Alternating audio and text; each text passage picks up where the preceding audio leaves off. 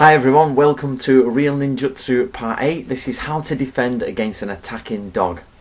Now briefly, I'd just like to say the reason we're doing this video is I've been chatting to my online friend Mufan Busa, you might know him out there on YouTube, and we've been talking about dog attacks, and we've been questioning the esoteric type of ways to get out of a dog attack.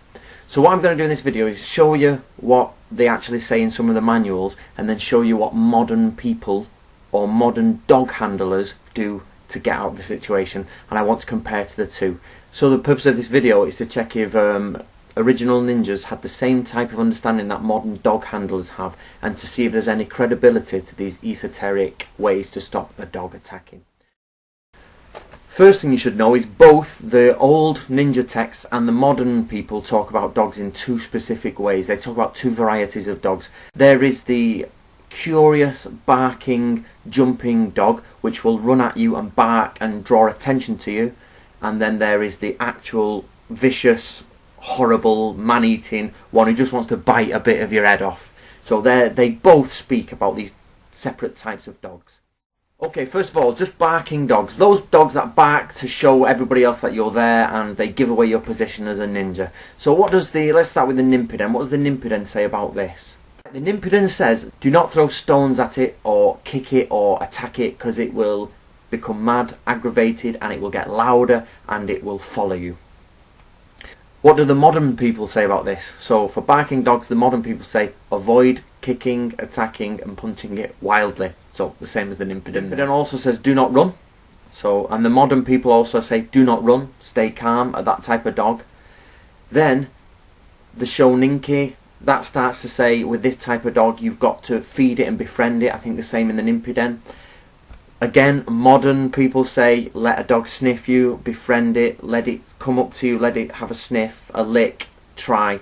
So both them, on that type of dog, on the angry, running around, signalling dog, both the historical documents and the modern documentation is correct, and they back each other up. So that seems okay. So let's move on to attacking, wild, man-eating, vicious dogs, or those dogs that we know if it comes near you it's going to bite you. So what happens here? Firstly, the Nimpiden has a very good method for this, but a method that we can't follow anymore. It says with this type of dog, stay very calm, walk very slowly, and light some fuses, gun fuses, or carry a rifle with you, or matches, because what happens is the dog will smell the fire, and dogs back then would obviously be aware of the dangers of fire. And now this is the next bit. Now first of all, this is the bit we're having an issue with, and this became the most surprising bit when I compared it to modern techniques. So there is a verse in a ninja scroll that says you must do the following. You must sing or chant this next line 3 times. I am a tiger. No matter how hard you bark, a dog is just a dog. How could it not fear a tiger's bite, as he is king of the beasts? So you say that 3 times.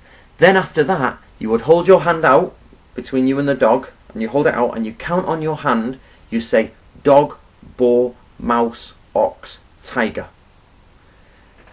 And you would say that out loud. Now this is where we're having problems, because it's very esoteric and it's things like that. So I checked it with the modern manuals, or the modern dog handling things, and this is what they had to say, which is really surprising. So the modern things say if you come across a wild dog, a really sort of dangerous dog, the best thing to do is don't turn your back on it, face it straight away. Don't stare at it, and then after you don't stare at it, put something between its line of sight and your line of sight. So you break the line of sight. So I'm seeing the hand in front of the face.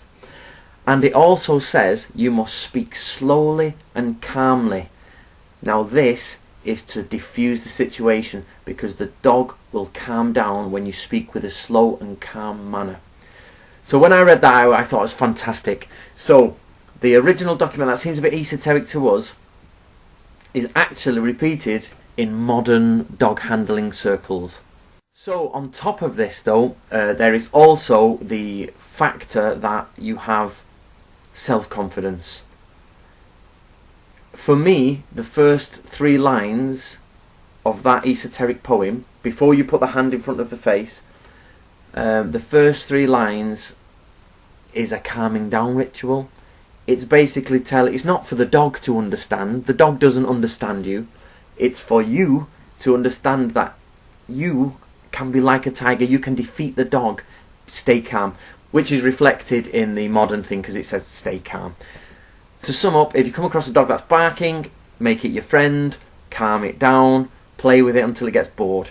If you come across a dog that's vicious and wants to eat you, don't turn your back on it, do not run away, and then put something between your line of sight and then talk smoothly to it and give yourself confidence and stay calm.